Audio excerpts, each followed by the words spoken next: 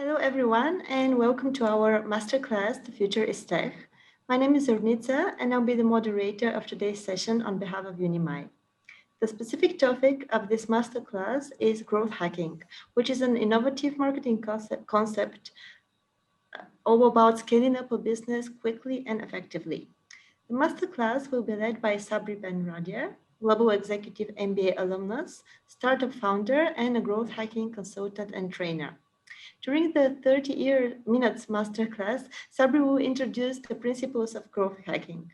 There will be a Q&A session after the masterclass in which you can ask your questions either in the chat box or raise a hand and be permitted to ask them personally.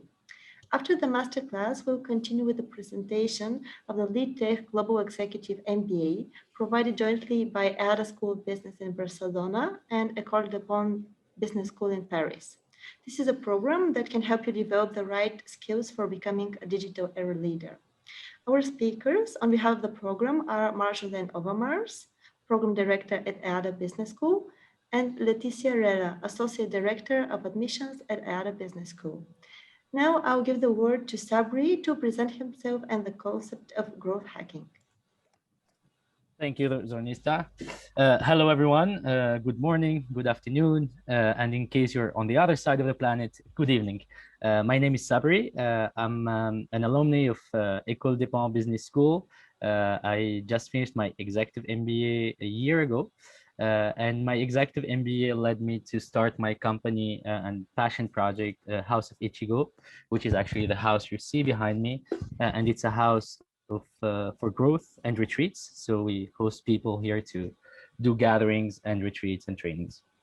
Today's session is about growth hacking, especially initiation of growth hacking, but also to help you understand how we can use this methodology, mindset, and tactics in order to achieve growth quickly and with a small budget, but also how we can use growth hacking on a personal level and professional, of course. So let me start with a small story. I discovered growth hacking a while ago, and I wanted to know how I can use it both professionally and personally. The personal side was super successful. So back in 2017, I was jobless and in Paris looking for a job, and somehow it didn't work out by just sending emails and applications. So, and back then, that's when I discovered growth hacking. So I tried to apply it to my job hunting quest. So what I did is I started first by designing what's my dream job and what's the job I want to do. I did a PowerPoint presentation, I did a budget, I did a timeline, I did everything needed for a company to run events and conferences, and that was my dream job. Once I had that, I started testing it with friends and colleagues, and then I started asking people to put me in touch with CEOs of their companies so I can pitch that dream job of mine. It took me 3 companies and couple of interviews to have the first one who accepted to hire me based on this reverse engineering process that I'd done to get a job. Starting from then, I was super excited and super happy that it worked. So I tried as a conference producer, and that's what I've been doing for the last 10 years. I tried to apply growth hacking to what I do. And one of the greatest examples that also really worked out, once we wanted to invite C-level and executive directors to our conference, and we couldn't convince them to buy the ticket directly on our website. So what we did, we went and looked for the office addresses of those people, and we sent them boxes with breakfast. It included juices, croissant, pain au chocolat, and an invitation for our conference with a QR code where they were able to book their tickets. And again, it worked. So growth hacking is all about understanding your audience and finding creative way to reach them. And by reaching them, we're gonna reach our goals. And of course, we're gonna reach growth that we all need. Today, in today's companies, it's really hard to compete with the GAFA and the big companies. So startups are being super creative by finding ways to reach their audiences, to bring them to their website, and to convert them quickly, and by spending the little amount of budget. So today I'm gonna try to show you the history of growth hacking, but also mainly focus on the acquisition part. So how can we use growth hacking to acquire a new client or to find a job or to test something like tested training that we want to launch. And from now, like from then, once you master the acquisition, then you can move on and develop your company and develop your training and start working on the retention and the revenue. So let's go. First of all, you have to understand that digital marketing was the basic marketing we knew when the digital revolution came. So people were using all different strategies and tactics in order to reach their clients. And we've had many successful examples. So if we go with the first few examples that's still running today, we have GoPro. GoPro went for the video mode. And GoPro, they knew that their audience was more oriented to adventure and filming. So they stopped promoting the GoPro the usual way, and they started making videos and films like you see on the screen that attract more the people. And it worked. It worked because the audience is actually passionate. The audience want to get the GoPro, go on a hiking trip or go on a motorcycle trip and just take amazing memories and capture them and keep them in their memory card. So that digital marketing strategy worked really well. But what we didn't know is that behind that digital marketing strategy, there was a lot of growth hacking, and we're gonna come back to that. Then we have United Airlines. United Airlines chose the approach of putting in front of the line their employees. So sharing stories of the employees, and that's how they acquired people. They wanted to showcase that they are a human-centered company. And through the picture, whether on Instagram, on Twitter, Facebook, and so on, they realized that people actually care about a company that's treating well their companies. Then we have Geeko. Geeko is a supermarket, and they had the same approach of GoPro in a video speaking, but they opted for the funny part. So most of their videos are, like you see, comical and funny videos, and that's how they attract their audience. Then we have Wayfair. Wayfair, with the rise of Instagram, they found out that the cheapest way to sell their product and their furniture was to use Instagram Shop. And that's, again, a really good marketing strategy. MasterCard topped the game, and they stopped promoting their cards, and they started turning their website into a blog where they write about the best places where to have dinner or the best places to visit in the city. And obviously, they knew that, so they targeted a certain kind of audience, and they knew that those people will need a bank card to pay. And intuitively, those people will directly think of MasterCard because they got the best places through MasterCard. And finally, one of my favorites is Red Bull. Red Bull started as the energy drink, but today they almost stopped promoting the energy drink. Why? Because that's the product. And if we go back to the golden circle of Simon Sinek, the why of Red Bull wasn't to sell energy drinks. That was the what. That was what was making money for the company. The why was to promote the extreme sport and the fun and the energy through their events. And you've seen all different kind of Red Bull events, whether throwing a guy from space or doing the highest jump over a mountain, and all those events, because they had so much powerful communication and marketing, indirectly, those people on spot or offsite, they will think of Red Bull and they will buy Red Bull. So those are the kind of marketing strategy we have today that are successful. You have to understand, in order to decide on a marketing strategy, we have to understand what are the acquisition channel we can use. And mainly, there are 19 of them.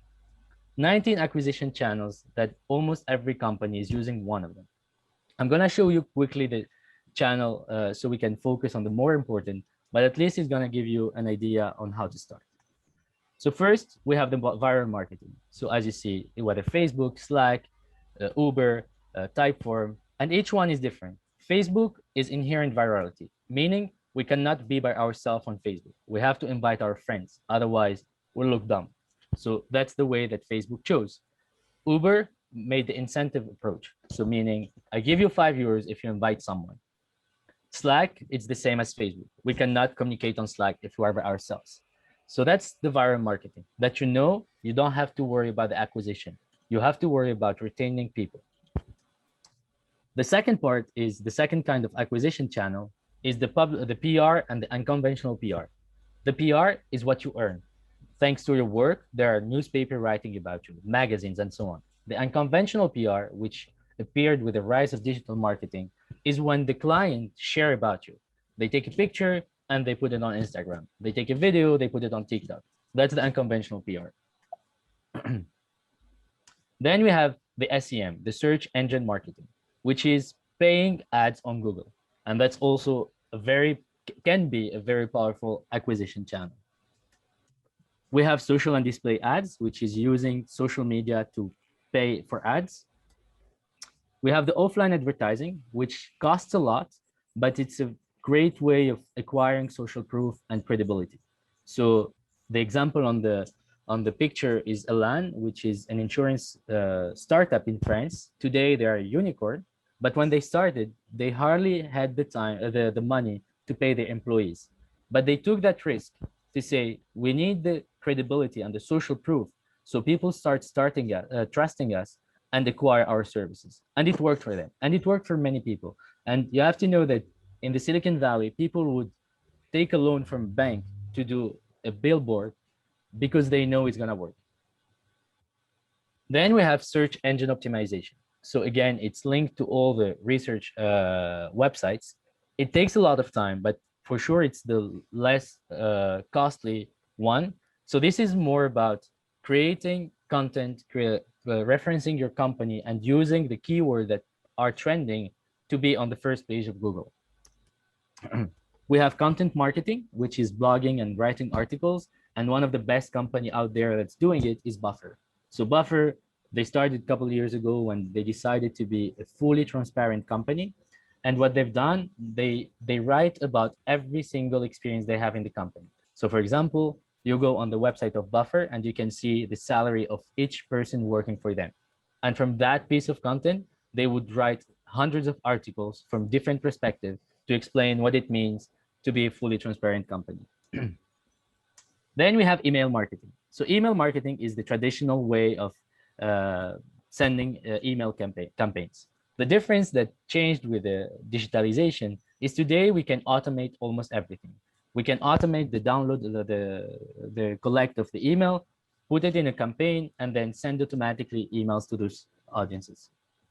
We have engineering as marketing, what Airbnb is doing really well, meaning they show you how much money you can earn when listing your apartment on Airbnb. You have partnership. You have the inbound and the outbound sales, so very traditional way of doing sales. The affiliate marketing, meaning giving commission for people who play the role of ambassador for your company. We have existing platform, which is going to a platform that has already a large audience and posting there. And Airbnb did one of the greatest hack of the history. They went onto Craigslist, which is a very big platform with millions of users, and they created an API and they sent to every single person who has listed their apartment on Craigslist, telling them, we have posted your apartment on Airbnb and you're gonna earn this amount of money per month. If you wanna join, just click here. And it worked really well, and that's how Airbnb kickstarted their adventure. Then you have a trade show, so that's VivaTech or the Mobile Congress or the CES. It costs a lot, but you have the opportunity to meet a lot of people. We have a community building, which is investing in a community and turning them into an ambassadorship program. And many companies, they take that risk of investing money, creating events for the community, but they know at the end they will turn into their best promoter. And we have targeted blog, which still work really well. And finally, speaking engagement. So being hired to speak at an event where you represent your company. So all those methods are great ways of acquiring new clients and to sell whatever product or service we have. The difference here is with growth hacking, we have to prioritize. So we use usually the Bullseye framework, which is we're gonna prioritize 3 acquisition channels, meaning we're gonna put Google Ads, email marketing, and trade show. Those are the 3 that works really well for us. And then we're gonna put 6 on the second circle and 3rd that are probable.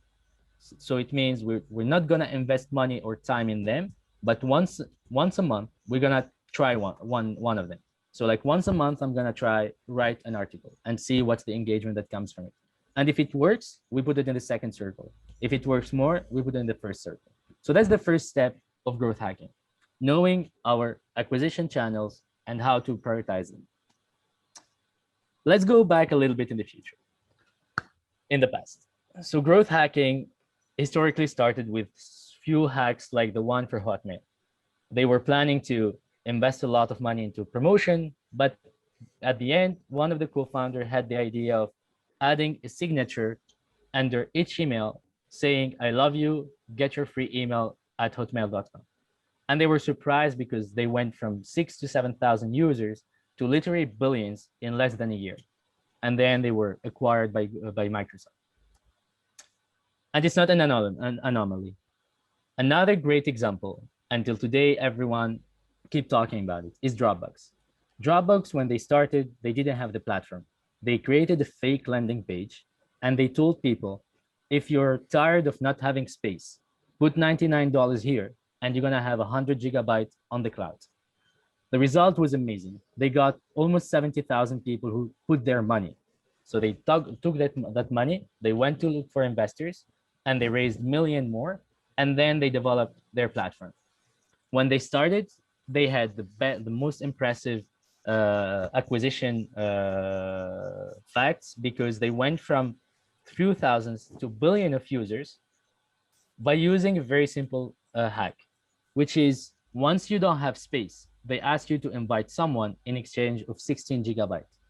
For my generation, 16 gigabytes was worth of 1 Bitcoin today. So people were super excited and they kept on inviting other people. And in 2017, Sean Ellis quoted the term growth hacking. And we've seen it since in all those companies, all the startups. So what's growth hacking concretely? It's a multidisciplinary activity that mixes together the marketing, the data, the behavioral psychology, and the tooling and automation, which create a mix of very powerful skills and competence and put them together to create a loop similar to that. The loop helps you to understand the user psychology, then implement experiments, and then finally create a growth model. Once you create a growth model, it's going to be a loop. It's going to be an automatic loop that generates acquisition for you, revenue, and retention. So most of the time, you're going to see the growth hacking funnel presented like that, in a funnel, which is not necessarily true every time. It's a framework, and that's why we talk more about loops than funnels. But for the sake of make it easy, I'm going to present you the funnel. The funnel is called the 3A and 3Rs, meaning awareness, acquisition, activation, retention, referral, and revenue. Awareness is for how many people do we reach, and we have to measure that. The acquisition is how many people visit our website. The activation is how many people take the first step of downloading something or leaving their email address. The retention is how many people come back and actually pay for our service or product. The revenue is how much money we make from those people. And the referral is how many people referred us to other people. So it's not a funnel, it's a framework. And this is how we want to make it look, in a loop. Let me explain you why. Many companies don't need to do acquisition, like LinkedIn, for example. LinkedIn, they cut their budget of acquisition by 80%. Why? Because today everyone knows LinkedIn. So they don't need to put budget in that. What they need is retention. And that's why they added the endorsement feature. They added the skills. They added many features. So when newcomers come, they have the opportunity to recommend people. And that creates retention, because we will need more recommendation. So we're going to ask other people to do that. And that's how LinkedIn created their loop, which is today working by itself. Pinterest has done something amazing with the SEO. Pinterest have created such a library of pictures, and by adding the alternative text on each picture, they referenced Pinterest on the first page of every SEO. So today, if you click picture of gathering, you're gonna automatically 4 out of 5 times, find a picture from Pinterest. Why? Because they made it in a way that they force you to create an account.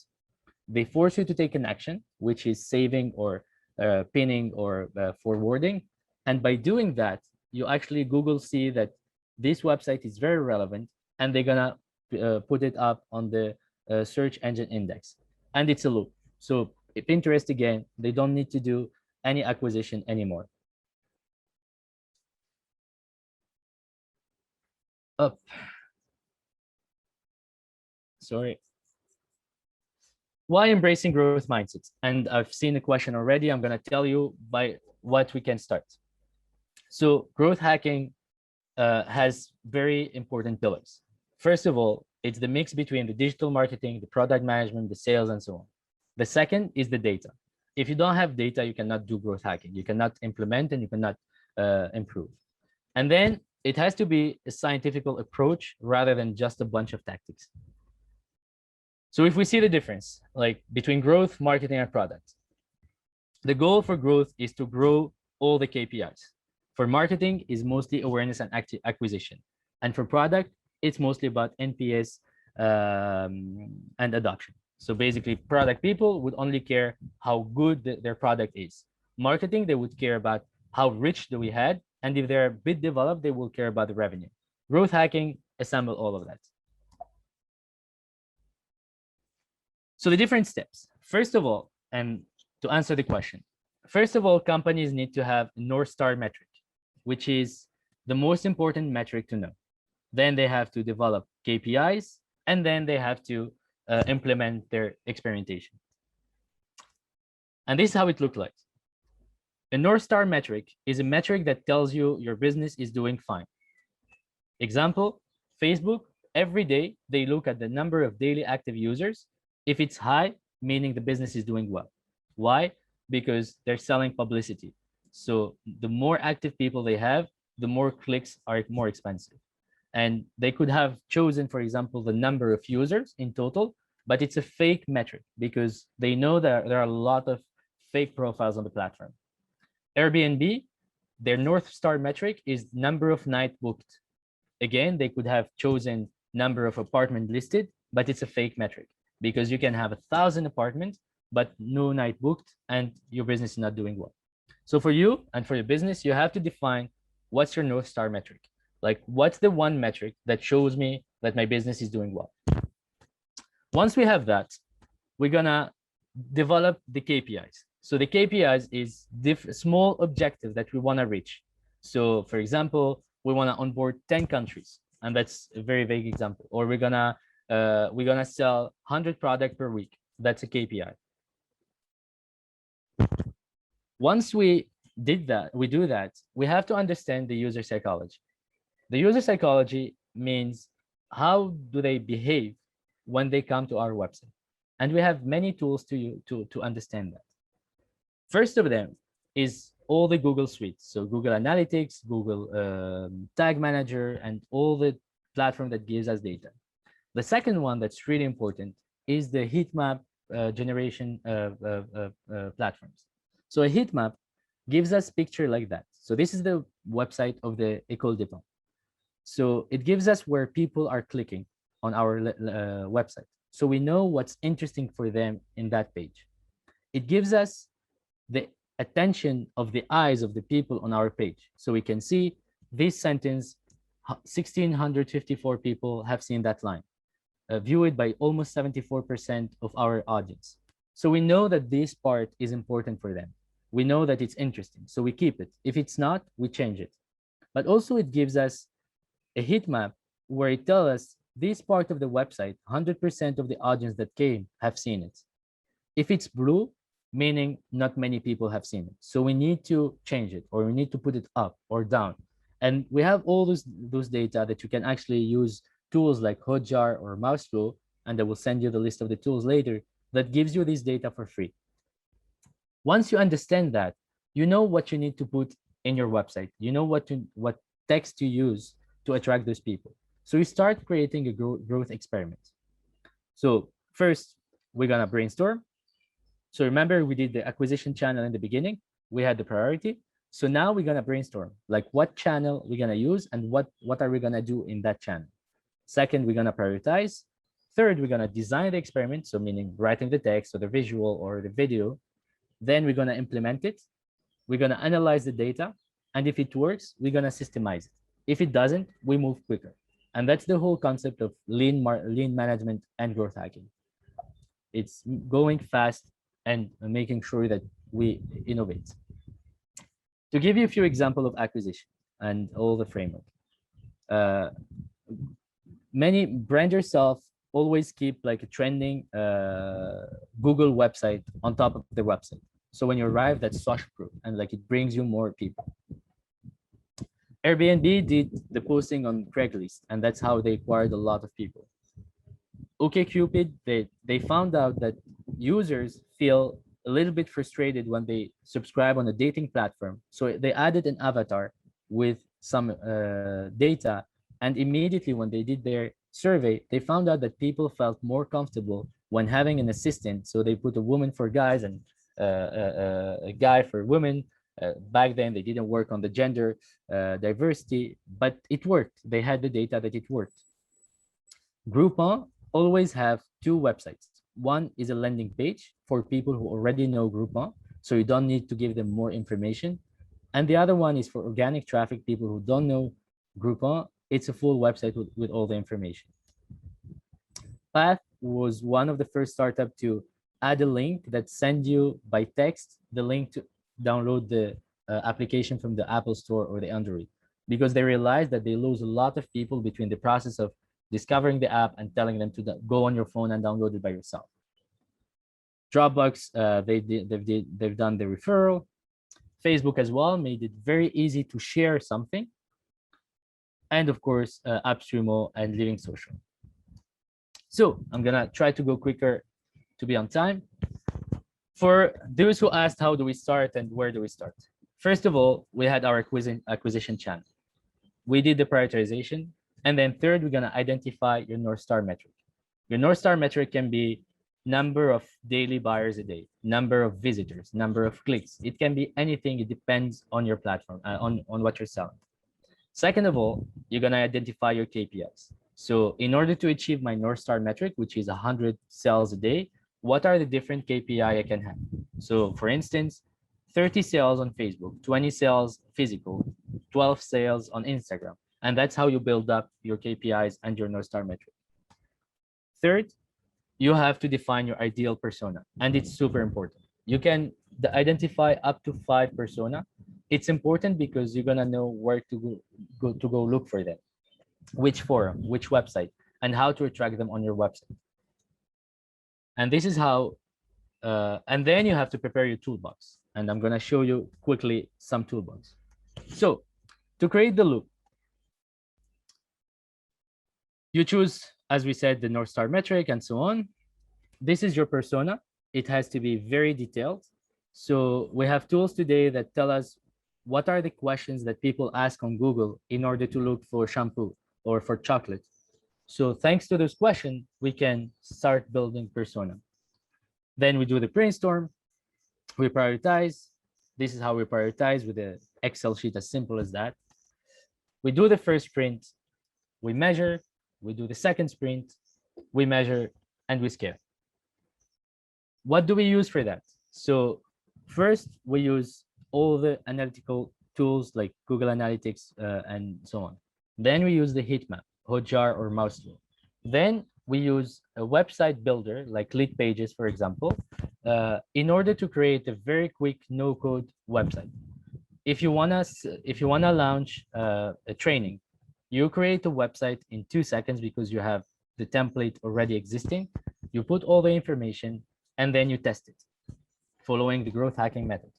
In order to test it, what do we use today? We use platforms to scrape email addresses from people that we target. Once we have this platform with this database, we're gonna create different emails and put them in an automated sequence. The automated sequence is 1 email as a first contact, and then 2 or 3 reminders. And all of that is automated, so it saves you a lot of time. once you send this email campaign or did the Facebook posting or anything, all those people are coming to your website. You're going to analyze them. You're going to see if they're interested in your training, what's the text that's really important for them. And if there are not a lot of clicks on some text, you know you have to change it.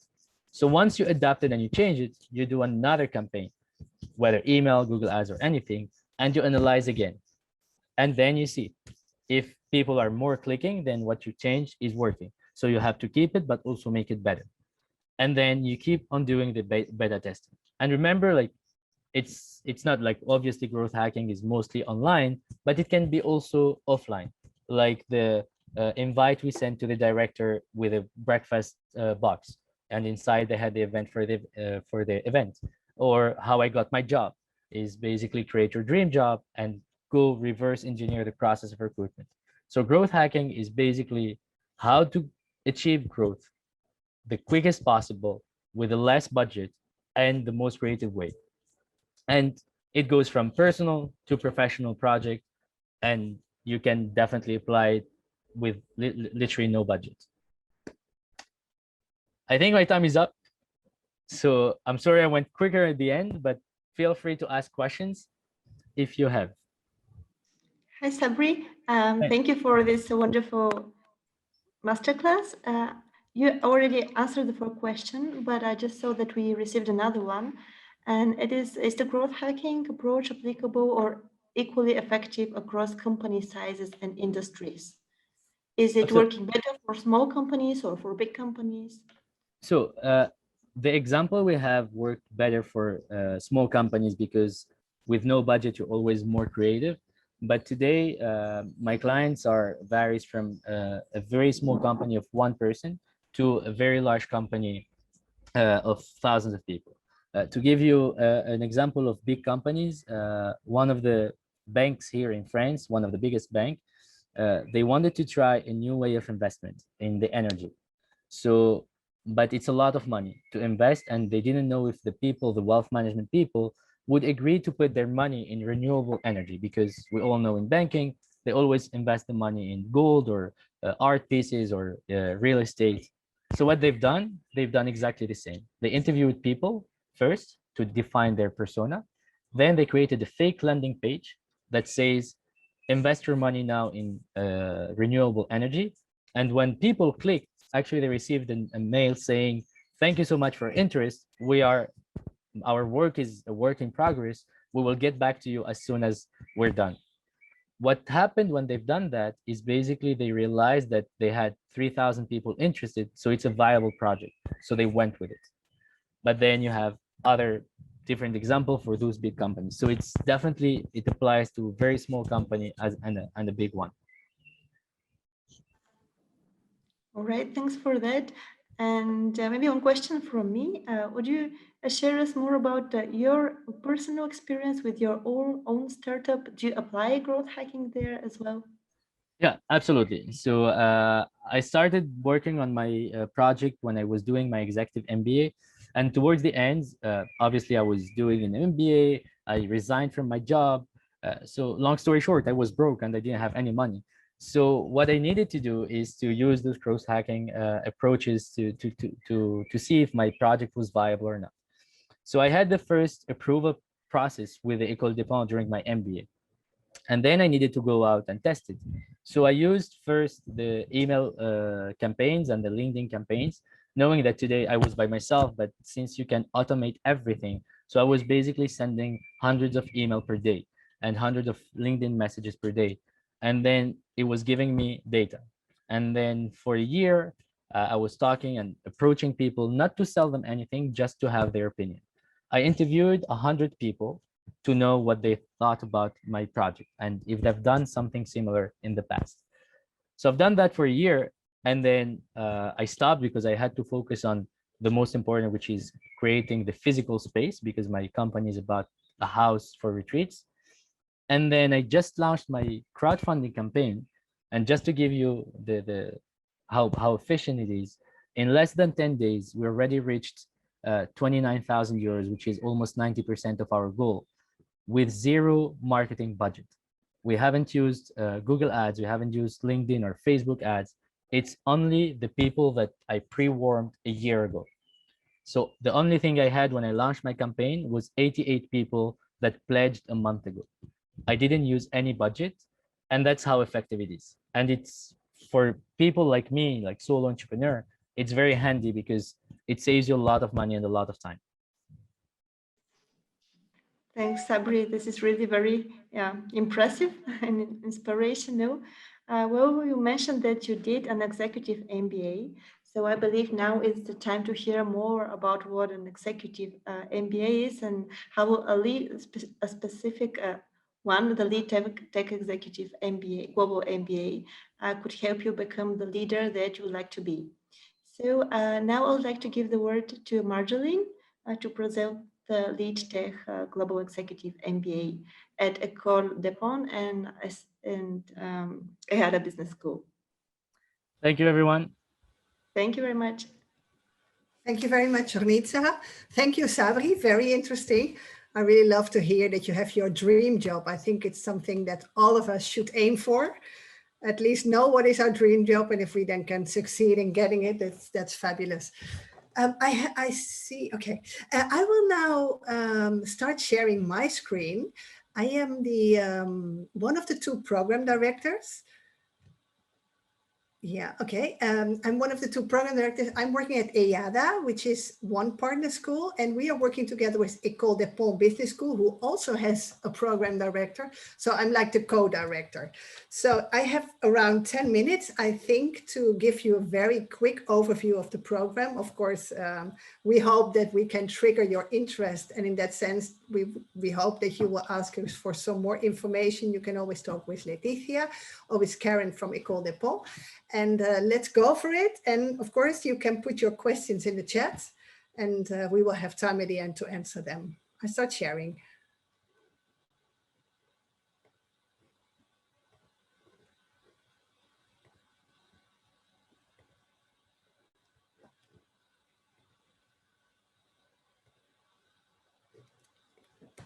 Okay, Global Executive MBA, LeadTech. Are you ready for the challenge? Of course, every MBA is a challenge in itself because the people we aim for to have in our program, it are people that are working, that have full-time jobs, are very busy. View their profile. Many of them have already families, are very busy people. And then to add an MBA to your busy agendas, that in itself is already a challenge. And we will show you that it is a challenge-based MBA. So you have challenges everywhere. Let me get to that in a second. The LeadTech Gemba, it is really a program of two schools. I would call it, it's co-innovation at its best. When a few years ago, EADA and Ecole de Ponts Business School started talking, both schools put their expertise and co-designed a program, which is today a program that prepares you to lead in a tech world. The program is, of course, it has all the content of an MBA, but it has three pillars. One is leadership, which is the expertise that mainly EADA is bringing to this partnership. The other part is technology, which is the specialty of Ecole de Ponts.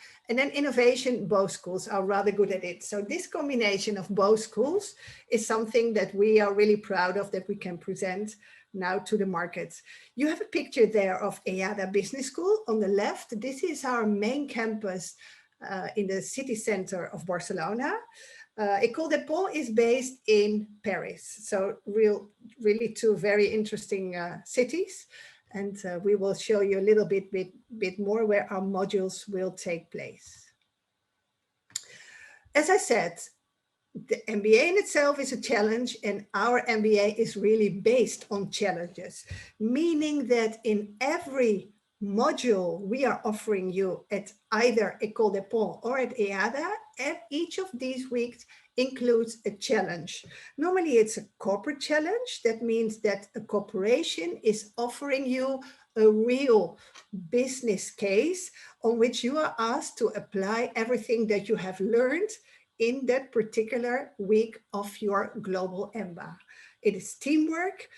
You have to work on data, you have to talk with the people of the company, you have to work a lot together, and at the end of the week, do your pitch in front of somebody from that corporation, and of course in front of faculty from the program. It is, the MBA is really flexible learning in the sense that you can, although it is a challenge, as I explained before, it's something that you can combine with your busy lives. It's a blended program in the sense that we invite you to do some online work before the program starts.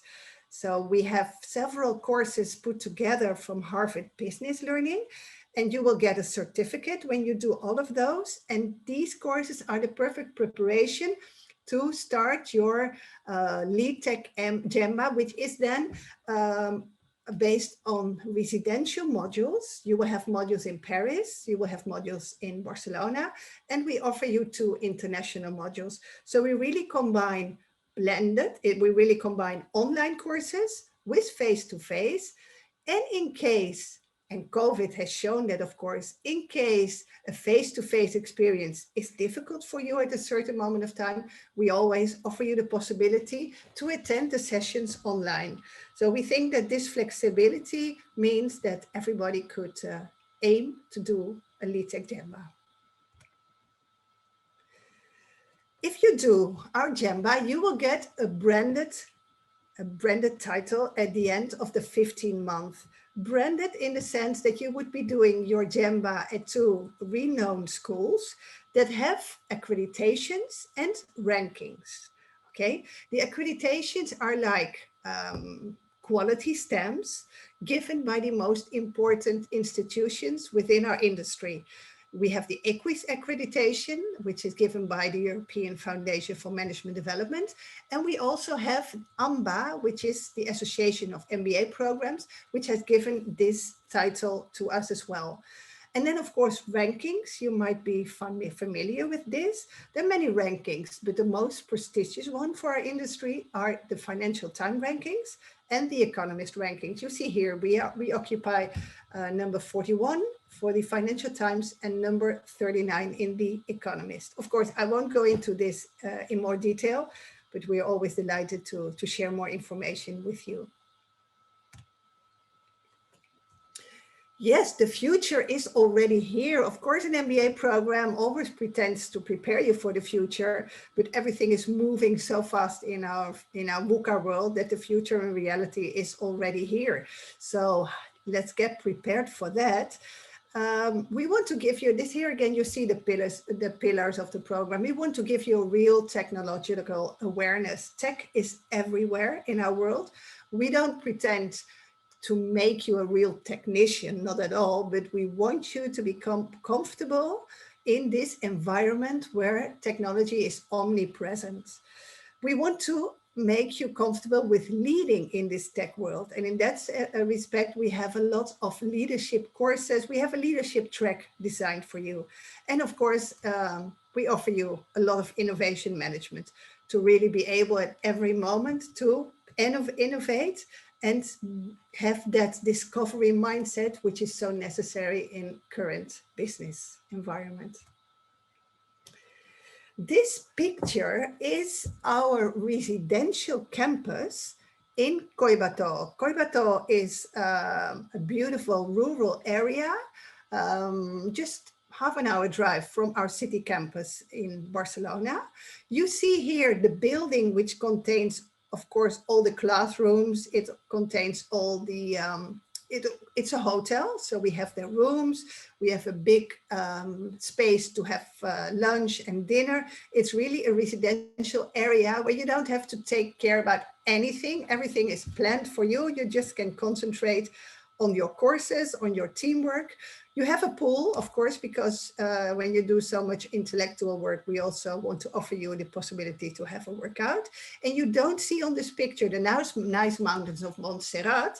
And you also don't see our outdoor training area. We have a very sophisticated area where you can do your outdoor exercises, which of course are nice to do, and some might see it as adventure sports, but of course we offer these exercises with a pedagogical aim, and we do that within our leadership courses.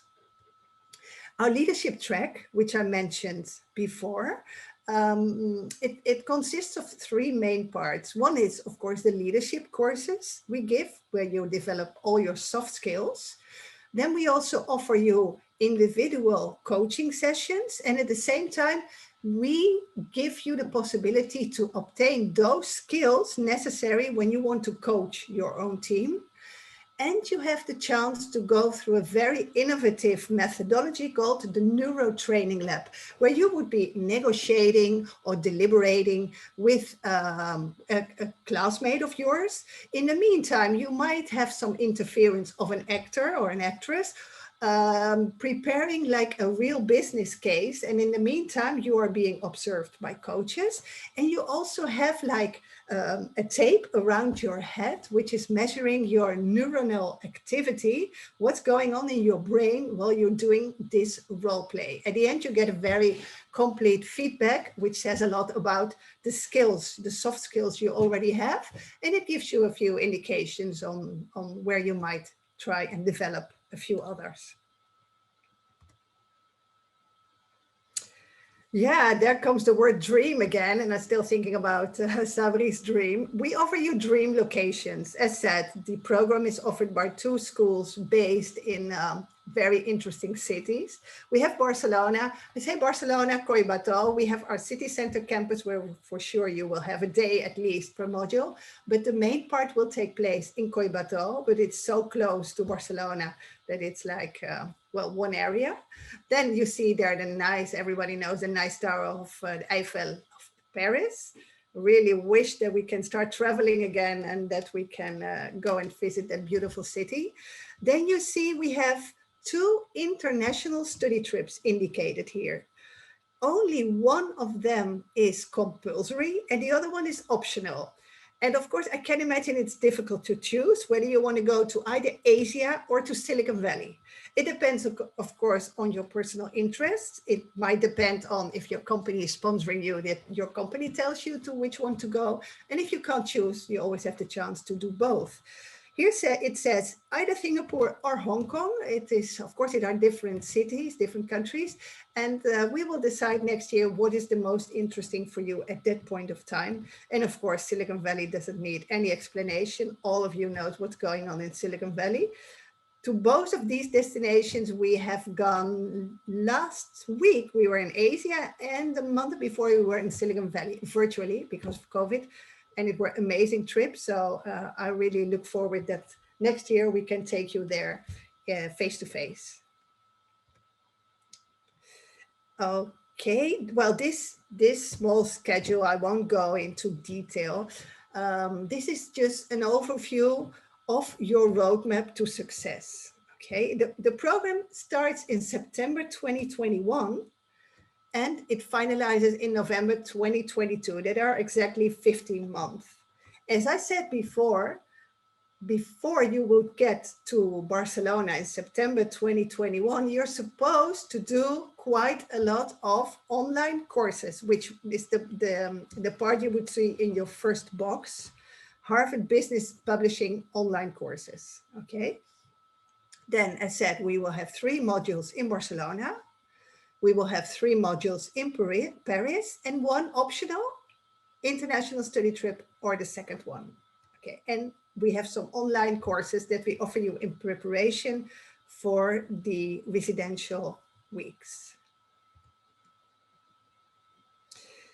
One slide about the people we are having in our current cohort or the people we want, the conditions that we put to these people.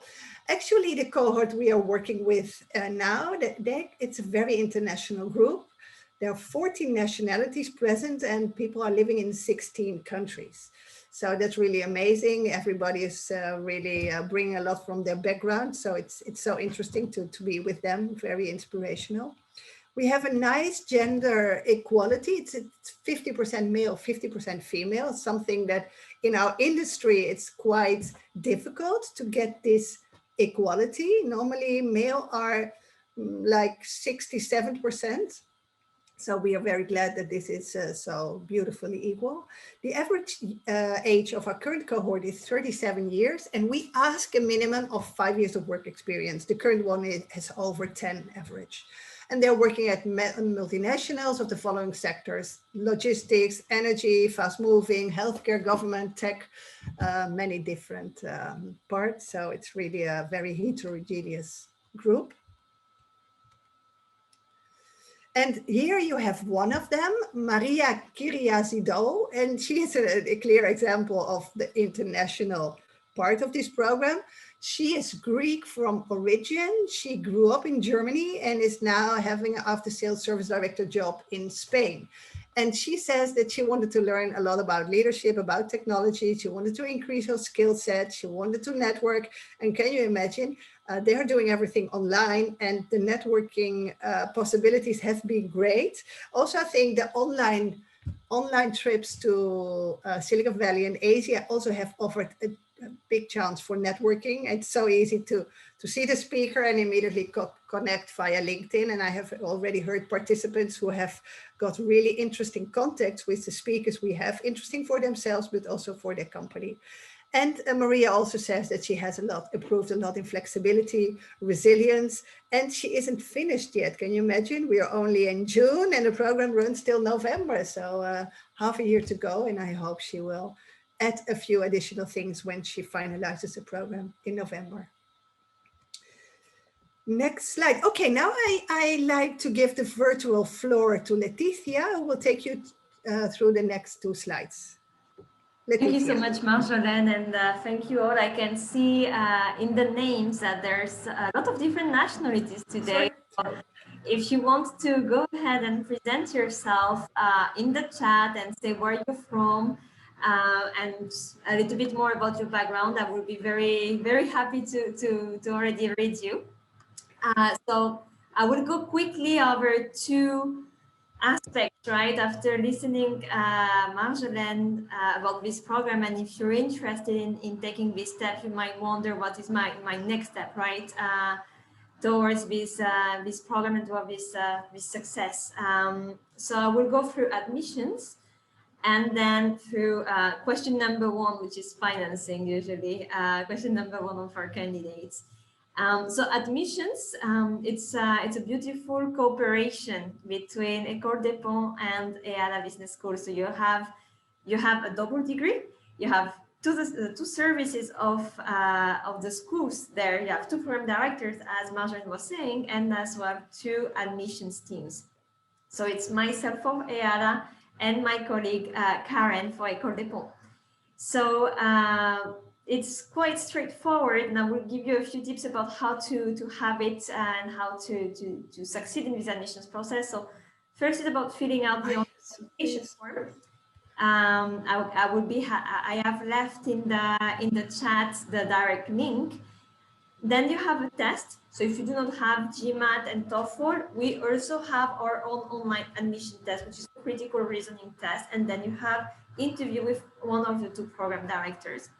In the first step, we will look obviously at your CV, and I saw a few questions in the chat, and thank you for that, about the program, right?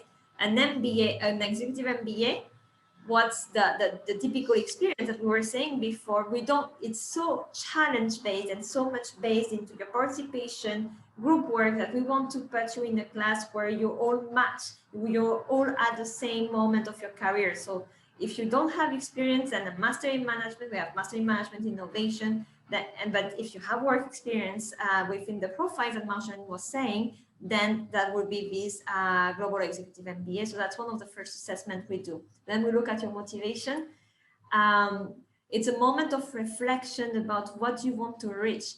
This program has a very clear focus into innovation, into technology, into leadership. So we will ask you, we'll try to work with you about at this stage of your career, who you are, and what are the next steps to keep growing, not only in terms of hard skills, but as well in terms of soft skills. Then regarding financing. So regarding financing, we have different type of scholarships and different type of discounts. So here you can see, so we have, let me get through the discounts. The early bird is still on. We have extended it a little bit more today for June because we knew we would be meeting today a few of you. So the 10% early bird discount that was up until the 31st of May, we extended during the month of June. If you can tell us that you were attending today, we're happy to do so. Then what about scholarship and travel voucher? From one side, we have travel vouchers for whoever is coming from outside of the European Union, because this is a beautifully diverse class, and obviously the cost of traveling is not the same if you live in Barcelona, in Paris, or in London, than if you live in India, US, like some of our participants. So our participants are coming from all around the world, and we are happy to support you in your travel voucher if you're traveling from outside of the European Union. So you have automatically 10% and 15% if you're from, and 5% if you're from outside of the EU. And then there's a wide range of scholarships that are based on the industry you're coming from. So that are 10% scholarships. So all of those free blue discounts that you can see here, they are accumulative, reaching up to 25%. Then what else? Marjane was saying we're very proud of this class that has a gender balance, right? Half of the class is women, and we are working on that to help women leaders being empowered. We have conducted a lot of research actually that shows that, and the European Commission as well, that shows that the difference of salary in high position, in managing position, is up to 16%. So both schools, we have decided to obviously take action. We doubled up this figure of 16% salary gap to help women with this women in leadership scholarship, covering up to 32%. So if you're women interested in this program and you have leadership experience, it's a good moment to show this experience during the application process and maybe reach for this scholarship. And then we are also proud of our diversity in class, and we're here to help you and to empower these different nationalities. So we have 3 geographical scholarships, one for Africa, one for Southeast Asia, and one for Eastern Europe, for countries that are not represented in the class. So there are 3 available, so I'm happy to give you more information if you feel yourself reflected in this criteria. Those 2 scholarships, so the 32% women in leadership and the geographical scholarship, they are here to empower a specific profile. They are not accumulated with the travel voucher in that case. But if you go for the industry scholarship, you can accumulate it to the early bird and the travel voucher, as I said before. So that's a very quick presentation. We don't want to run out of time, and we just want you to participate. It's the first step of your MBA to participate. So don't be shy. If you want, you can feel free to present yourself in the chat. I see there's a few. Yeah, I see that's one question here that is for me, so I would go for it. Would you tell us more about the admission requirements apart from the work experience, tests, soft skills, etc., which is a very good question. Yes, the first step is obviously we see your CV, but the CV is not everything of who you are. You're not only a level of expertise, you're not only years of experience, you're not only name of companies. You're a candidate with a background, with a leadership experience, with some soft skills that you can bring to the class. And what we want to know is, why are you doing this investment? It's an investment of time, it's an investment obviously of money. So what are your objectives behind? What can you bring to the class? And what we appreciate in our candidate is flexibility, I would say. Obviously motivation, but also flexibility to work in very diverse team, flexibility to work on challenges, flexibility to give and receive feedback through our leadership modules. So this is one part of skills that we're looking. So we see from one side your experience with the hard skills, the level of responsibilities that you have developed, And then the soft skills, how you would adapt to our methodology, how you would adapt to multicultural classes, how you would adapt to the leadership modules. And obviously, there's everything you can bring to the interview about your experience in terms of how did you innovate it in your company. That's something that we will be looking into it, because this is what brings together this wonderful class. What else can I don't think I see other questions. Yeah, in case there's something more you would like to ask Leticia about the admissions process and the program, you can find her email in the messages box. And there was one question about whether you're going to receive a recording of this web session. Yes, you are.